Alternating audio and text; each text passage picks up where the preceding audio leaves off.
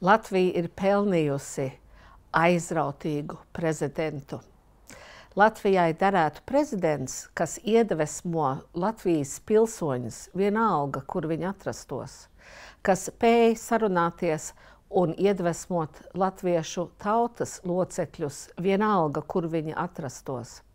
Es vēlētos prezidentu, kas skatās nākotnē un var dot virzienu nākotnē ar ļoti skaidrām saknēm Latvijas pagātnē un izpratni par tās vēsturi un sarežģīto situāciju un atrašanās vietu ģeopolitiskā telpā.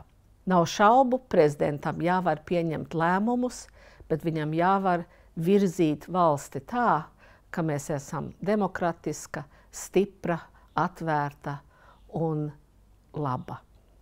Mans prezidents LV ir izcila Latvijas iniciatīva, kurā katrs pilsonis var izteikt savu viedokli par to, kādu viņš redz nākotnes prezidentu.